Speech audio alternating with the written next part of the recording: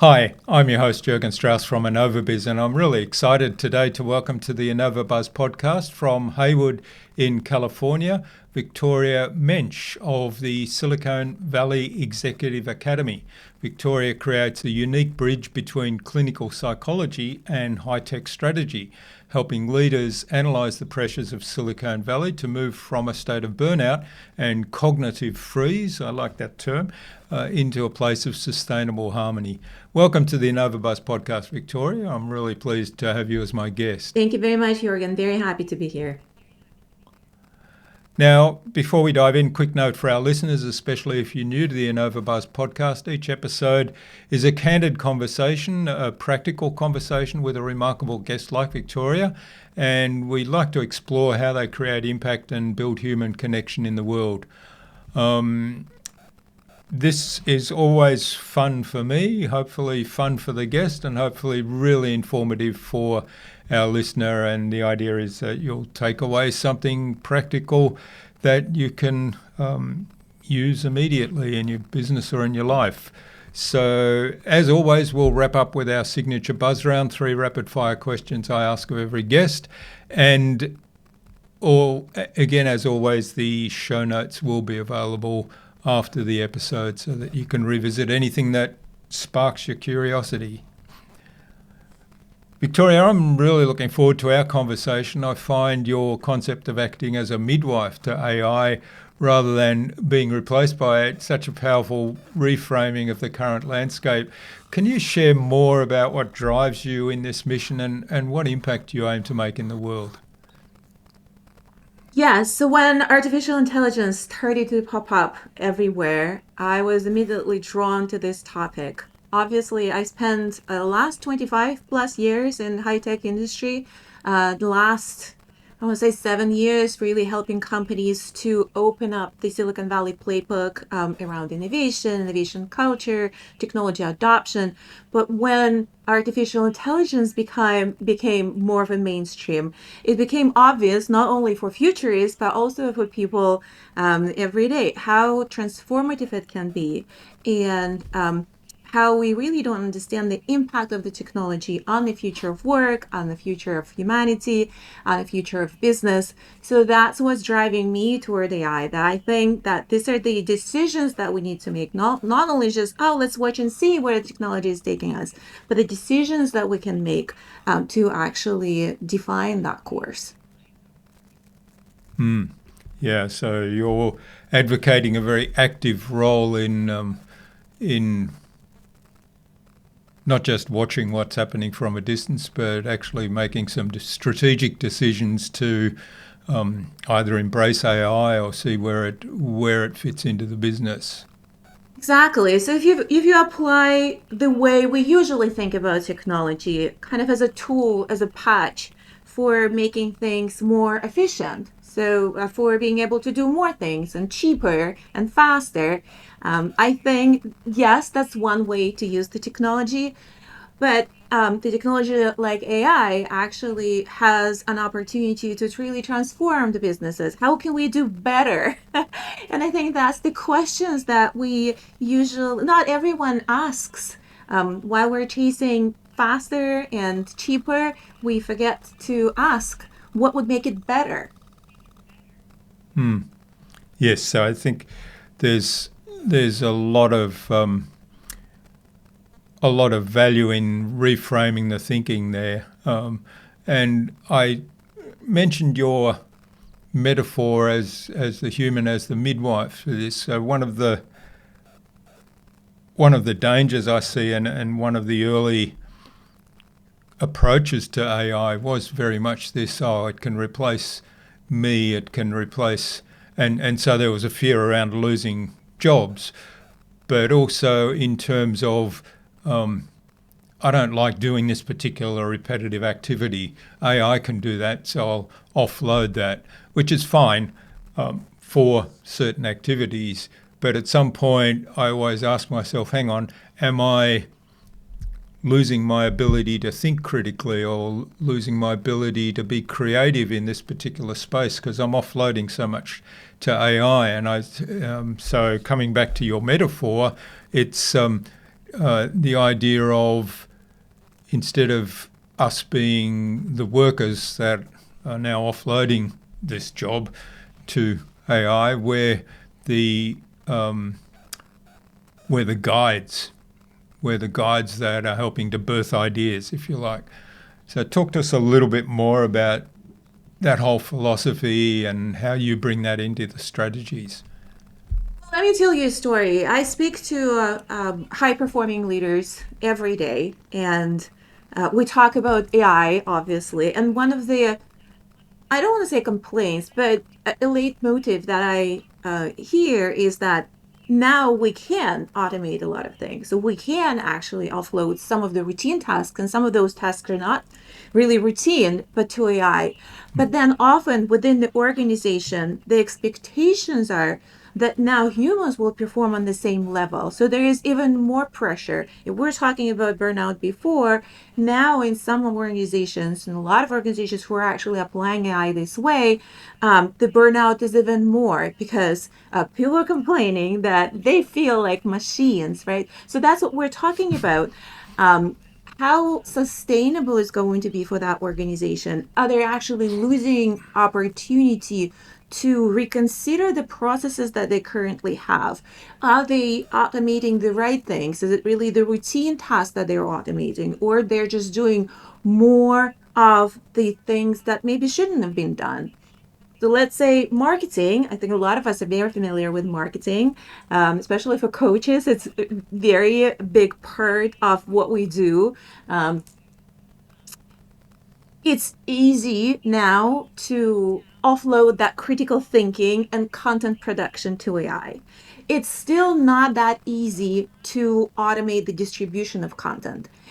As a practitioner, as a coach, would you rather do differently? Would you rather automate the distribution process than the creation process? But that's exactly where we are within the organizations. So almost easier to leave those critical thinking moments and content creation to AI because that's the capability that's there and can definitely do it faster.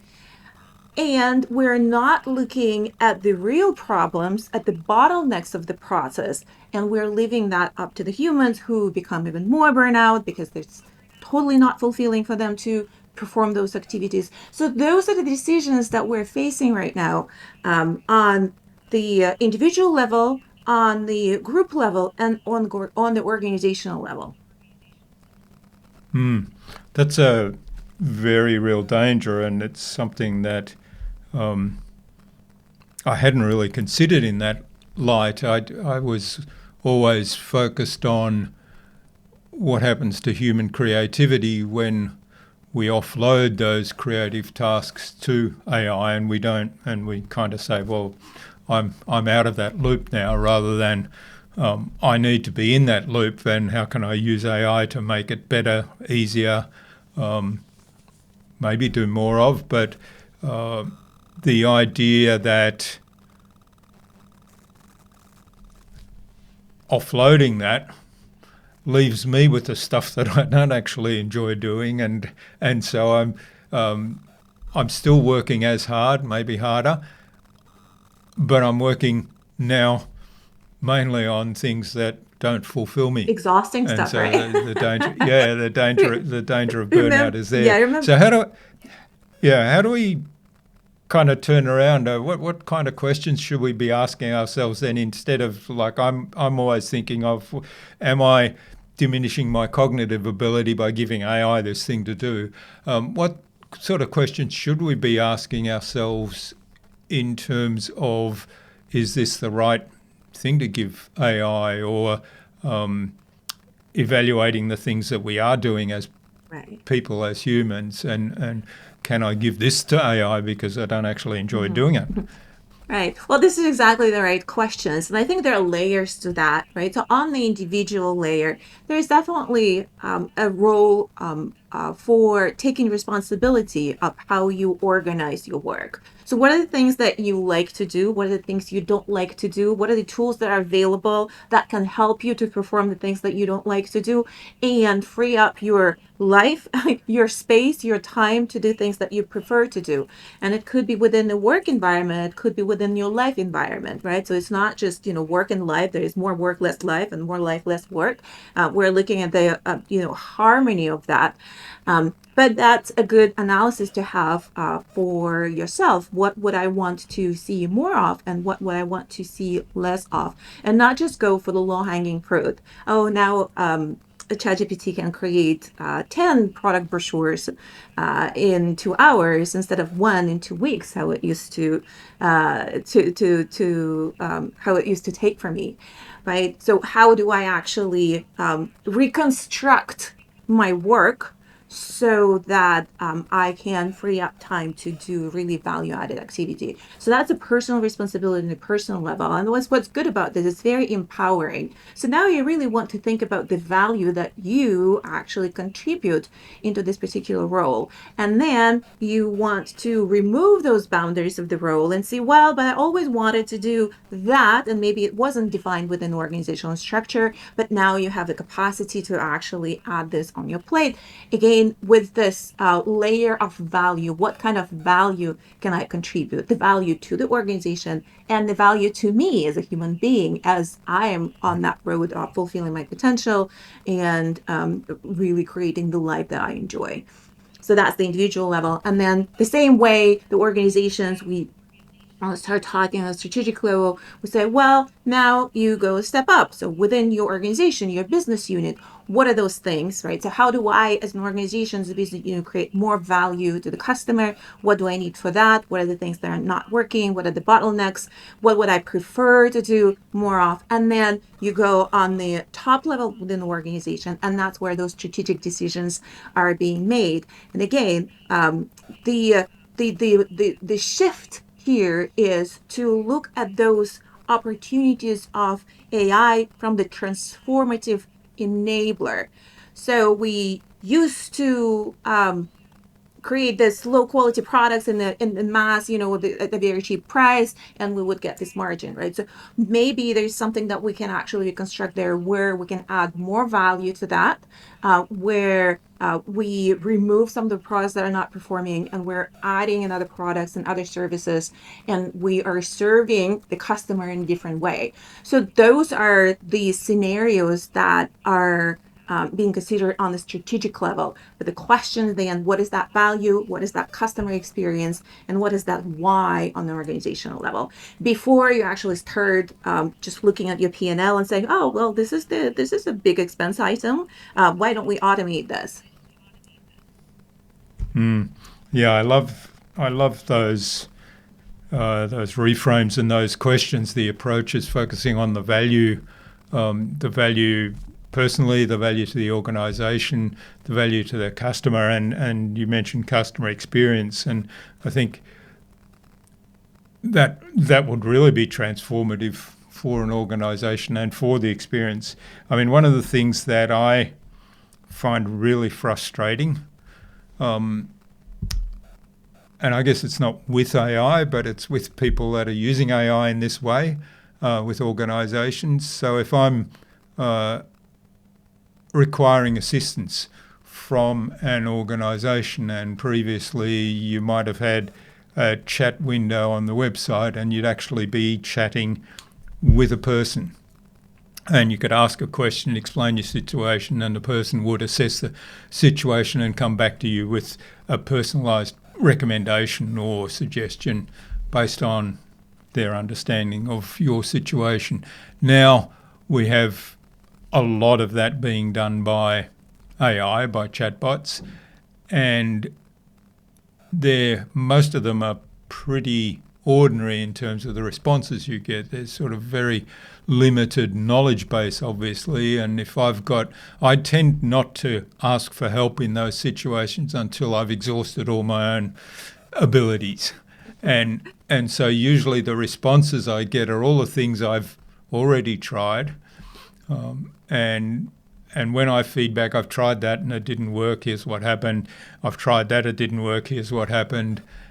And I get very frustrated, and I think this is a really bad customer experience that I'm getting here. And so they've the organisation has saved money on a job where perhaps a person would have been sitting and interacting with me before, and now I'm getting a very bad experience. Yeah. And worse than that, they're pretending, like they've set it up to pretend to be a real person, but I can tell it's not. They've set it up in a way that I can't at any point, even though I can ask, connect me to a real person, it actually hasn't got a response to that. And there's no way I can go to a real person. So that I find that so frustrating, and that's probably a really what's the right word? It's the example that came to mind when you were describing how it could be so much better if we focus on value and customer experience. Yes, this particular use case is fantastic. It's just because it's one of the first use cases that companies deployed when the technology became available. This is a fantastic use case actually to discuss what the difference between what can be automated and what should be automated. And this particular use case actually has a lot of data already around this. So there's lots of companies tried this in so many ways, and we actually have this historic data and research data, what worked and what didn't work. And initially, it was so tempting to just say, well, this customer service department as a whole as an expense item for me. I look at my P&L and I look at this customer service, and it's just a hole in which I pour money. So why don't we remove that and we put a chatbot that can be there, can be on 24/7, and can answer those questions. And by all accounts, most of those implementations backfired when they were done this way. We just remove customer service altogether and we put a chatbot. So all those backfired with the customer experience and customer service and customer satisfaction drop. So now, if you look, we're learning from that. So one of the points from the Silicon Valley Innovation Playbook is really that bias toward action. Well, let's try it and experiment. But the second part of that, you collect data and you pivot, right? So the data was collected, all this, the experience that you have is a very typical experience. Customers were dissatisfied, the questions were not answered, it was a negative impact on revenue, and so on and so forth. So the best cases, best practices now actually went and looked at those questions that were asked and questions that were answered, and they automated just the first layer, really frequently asked questions that are very simple.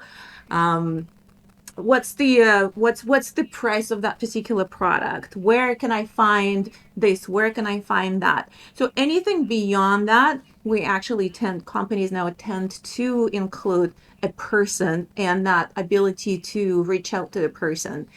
The best case scenarios where they actually looked at the FAQs and it said, well, where is it that we can redeploy those resources? Not just say we remove this as expense item, but how can we redeploy it? And one of the use cases that is published out there and very successful is IKEA. So when they looked at all of those questions in the customer support window, they figured out that a lot of those questions were really about interior design. How do I fit this particular model, this piece of furniture into this room? Where would it apply? How is it going to look like? So they carved it out, and those people who were used to answer this question as part of customer service now actually deliver this premier services around interior design. So that's the best case scenario, right? So those questions were not really answered very well within the customer support environment, but they're answered very well within that service environment.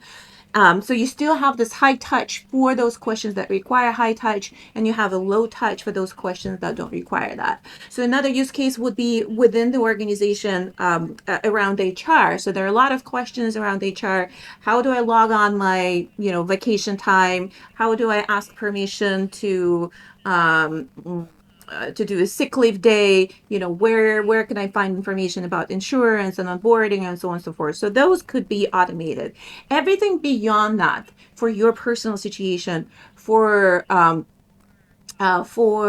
deeper questions, you actually want to have a person answer that. So we're learning along the way. So there's a lot of information that's coming in.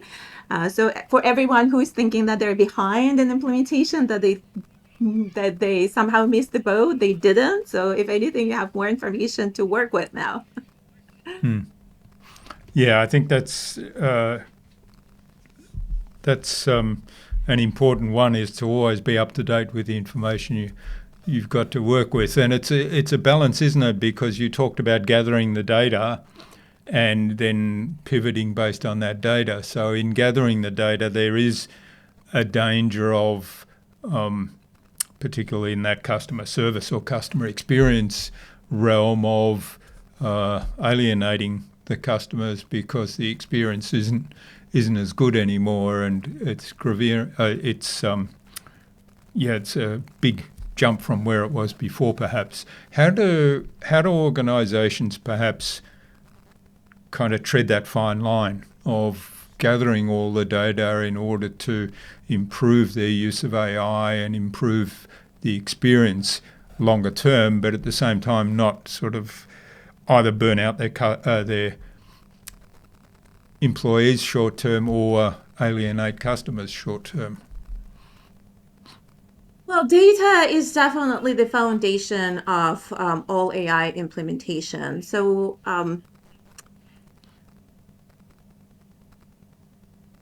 when the organization, so what our experts are talking about in the framework of the programs that we do around AI leadership and AI implementation is that you really want to look at the data, and you want to look at how this data organized and what you have, what you don't have, and based on that, you actually want to plan your AI strategy and AI effort. So there is a culture within the organization that's data driven. At the same time, going back to the beginning of our conversation, it's good to have data, and it's good to have the tools to analyze that data, and also have these predictive tools to extrapolate that data toward the future events. At the same time, there is still value of that critical thinking and creativity that humans bring to that. So the data needs to be organized. It needs to be clean. You need to have a processes to collect that data so that it is useful for your analytical effort.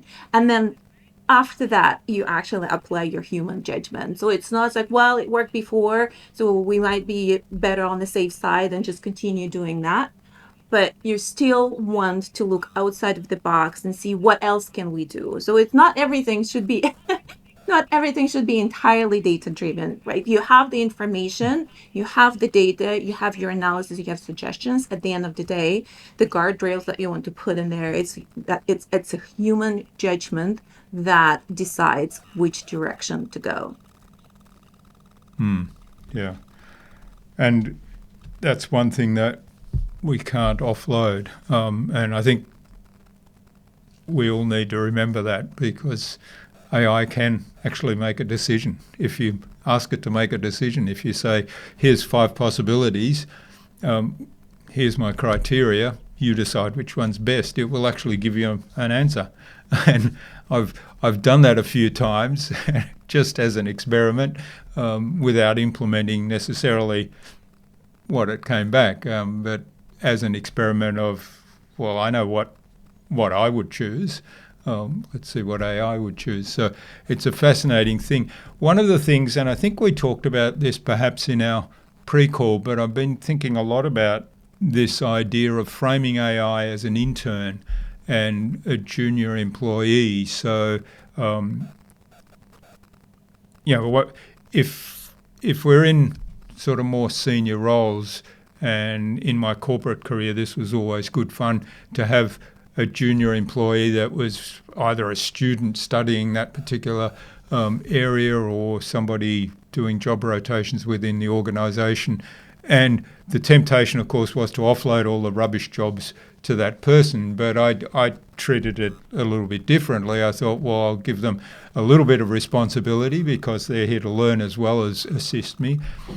And at the same time, then when they presented back some information or ideas, I would then decide whether to take those further or perhaps I would take that information on board and then add to it and go in a different direction. So the idea of having an intern as kind of a research assistant and a sounding board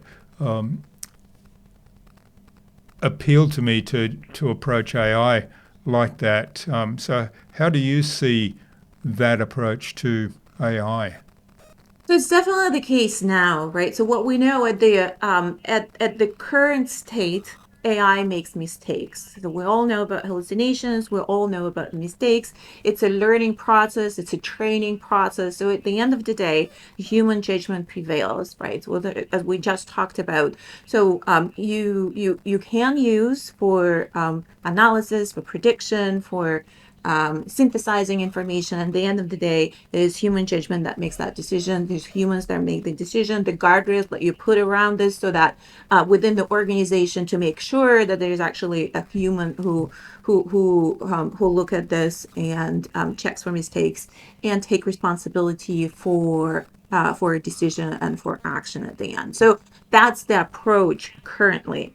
Now, the models are becoming more and more advanced, right? So there's definitely these guardrails are going to move, how much more we can trust the information and the analysis and whatever the output of the actions of AI. However, and that's why we're talking about AI and humans and how to coexist, right? So, however, for the foreseeable future, we are at the steering wheel. So, for the foreseeable future, we are defining the direction. And more than that, so what I would like to argue is that we have to embrace, like we should embrace that responsibility and have that courage to take responsibility, maybe go against the recommendations of analysis and AI. And that's kind of the human judgment element that we're talking about here. So when we make our judgment, we don't make it just on the historic performance and the data that we know about and we see, but we're also making it based on our judgment on the intuition, if you'd like, right? So why don't we take a leap of faith and go that direction against and not the other direction? Yeah, that's staying at the steering wheel is a really good metaphor. I like that too. One of the things that I've also been discussing with various people recently, and it's kind of a corollary to that. So thinking of the human skill levels that those of us that have been around for a long time have built up through doing things, making mistakes, learning, building up resilience, building up knowledge, based on a lot of experience, not just things we've learned through our education, but building up a lot of experience that almost gives us an intuition about this could work, this won't work. And I'm thinking people coming up today through the education system are possibly going to miss a lot of this experience stuff, which is like running against a brick wall, realizing that, hey, that direction isn't going to work. And that's a painful experience, but the experience itself is actually a lesson that will be of benefit to me throughout my life, throughout my future career. And yet that is almost removed through AI for current generations of young people coming up through their career or through their education. How do you see that impact, and how do you see the education system or or what all of us need to be doing to upskill in a different manner with AI. Yeah, I would hate to be in the education industry right now, in the traditional education industry right now. Um, well, at the same time, AI is really good at everything that's related to information. And for better or worse, that's how our education system is based. It's really based on that information learning. We're just transferring tons of information from one place to another into minds of people. So that is really the gist from in my opinion, that's really the gist of that disruption that's coming to education. That informational piece, everything that education industries build on, is really kind of transferring that information. That piece is being disrupted by AI because those particular elements and processes are being automated rapidly. We won't be able to retain as much information as a machine. We won't be able to analyze this information as fast as the machine. We won't be able to draw this connection between disparate pieces of information and put it together in a coherent text as fast as the machine. So now think about what we are still doing better than machines are really everything that relates to the contextual decision making, right? So what that context, your spatial context, your interactions with other people, the connection that you're talking about, the emotions that you're talking about, that's something that machines cannot master at this point. And that's actually what education industry will need to understand and learn how to teach that. So how do you teach the connection, right? So how do you teach that emotional resilience? How do you teach that critical thinking? How do you teach that judgment that actually brings you better results? Not necessarily based on just data or just analysis, but actually impact in that larger context, your personal context, your organizational context, and context to the world, if you wish, and to the society, right? So we're thinking about that. So how do you actually make that a teachable process? So far it's been so much easier within education. It's just read books, right? And Yeah. write what you read about. So, and it has to change. It has to change and really geared toward that emotional intellect that we're talking about, emotional qualities and critical thinking and human judgment and contextual connection. And the other part of it is really what do we bring values? If the value is only your contribution into GDP, let's say, right? So then you probably won't be able to do it better than the machine. So, but if the value is actually in advancing, the thinking and the creativity and in being, so that's a totally different angle. Yeah, and I think one of the things that I always thought going through my own education, and I went through pre-internet, so but I've got lots of books, and there were libraries in those days. We went to libraries and searched through catalogues and so on, and I always wondered about how strong the emphasis was on memorizing information. And I thought, well, I can memorize this information forever, but I may never actually need it. And then I've used up some brain space, so I call it, that could have been used for some other memory, some other thing I could remember that I might actually use at some point in time. And I always thought, if I need this information, I know roughly where I can find it. And there's a library, there's books, there's literature, and if I need it, I can find it. Isn't the skill I bring how I use that information, how I bring that information into the context? You talked about context there. And I think if we approach AI today in the same sort of manner, and I don't know what the answer to this is in terms of the education system and teaching, but I always thought of it in that sense. And I think, well, now instead of going to look for books, we have AI, we have the internet, so we can find the information much more quickly, much more easily. Yes, there's the risk of false information and hallucinations with AI, so we have to do due diligence and cross-check and make sure the information is correct. But it's about then, okay, I have the information, what do I do with that? How do I add value to that, to use what you've been explaining? And I think that's, we should know how to do this because it's just a different access to information than it has been in the past. Right. And I think that you're absolutely right. And I think it lands very well in the broader context of a disruption, right? So there's always will be a disruption from the outside world. It could be technological disruptions, artificial intelligence, right? It could be climate disruption, it could be political disruption. So what we know for certain that there is uncertainty, right? So I think that process of education that we're talking about and being able to learn and to find information and adapt in a sense, right? So that ability is really ability to be resilient to those disruptions.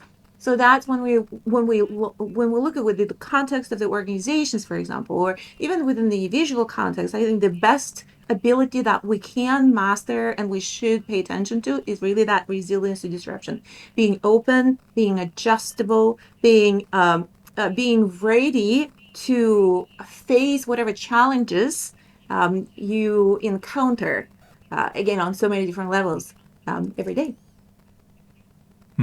Yeah, excellent. Well, it's a fascinating conversation, Victoria. I'm really, it's been wonderful. I'm exploring all these areas. I always get excited by that. I think I'm just aware of the time now, and I think it's a good point now to move on to our innovation round, the buzz, I call it. And it's the same 3 questions that I ask of every guest, and the idea is you'll give some short, sharp answers, hopefully inspiring the listener to do something awesome today as a result.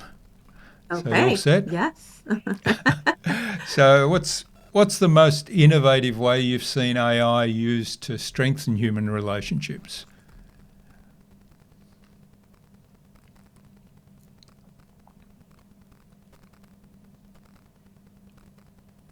Oh, that's a hard one.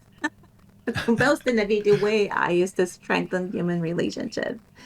I think that this is really gains in time that you can free up time through automating routine tasks and then putting your North Star how you want to use that time. So that one was strengthen human connection. Yeah, I love the idea, and a lot of guests have mentioned this. It's not just about saving that time. It's okay, now what are you going to do with that time? Yeah. Love it. All right. Based on your own experience, what's the best thing you've done to use AI in a way that enhances human connection?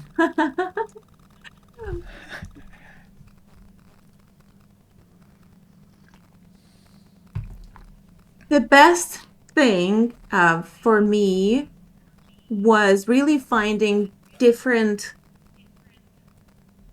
ways to challenge AI. Let's put it this way. And really helping organizations to what we talked about, to think of not just automating, what's in front of you, but actually looking at the transformation and revamping of the way we used to do things. Yeah, I love the idea of how can we do this in a way that brings about a transformation. And coming back to the value you mentioned earlier as well, creating value as a focus. All right, and last question of the buzz round, and this is kind of what we were talking about earlier. It's really, what is the key skill that we should all be developing these days, or enhancing that perhaps we haven't got, or we haven't been developing, or we've been neglecting in this age of AI? What do we need to particularly focus on? Curiosity, I think, is the skill that I would really put on the pedestal right now. It's curiosity in a lot of different ways, in the ways you use AI, in the way you do your work, in the way you set your goals. Really be curious what else is out there. Don't take the status quo for an answer. Question that and stay that just keep curious and keep learning. Excellent. Love that. Curiosity is certainly something that I'm always driven by, and so that's, I guess, the idea of what can AI do, and exploring that is sort of the first approach to that, and then asking, well, how can this add value to what I do? How can it add value to my organisation, my department, my company? Is probably a good starting point for that curiosity, right? Exactly. How can it? So there's a lot out there, a lot of hype out there, a lot of fear out there, right? So a lot of hysteria almost around AI. And the numbers that are being thrown out there are just outrageous, right? So that's one way to look at this. Another way to look at this, like, oh, how can it enhance my life? What's out there that can make my life better? So that's the curiosity element. Excellent. All right. Well, thanks, Victoria. This has been fantastic. Now, where can people find out more about you and the work you do, and maybe even reach out and say thanks for what you've shared with us today? Right. Well, if what we were talking about resonates with the listeners, I put out a weekly newsletter called Frontier Thinking. So if you go to our website, svexecutive.academy, you can sign up and you can hear more of that. Excellent. All right. And we'll have that link in the show notes, of course, as always. So wrapping things up, Victoria, what's a specific action you think our listeners can take today from our conversation? Specific action is start experimenting. Don't wait for permission from anyone. Start experimenting, start running, start using AI, start learning more, what tools are out there, what impact they have. Just go for it. Yeah, great. That's wonderful, and very practical suggestions. So listeners, you know what to do. So thanks so much, Victoria, for sharing your insights and your wisdom with us so generously today. I've really enjoyed our conversation. All the best for the future, and please do stay in touch. Thank you very much, Jürgen. It was a pleasure.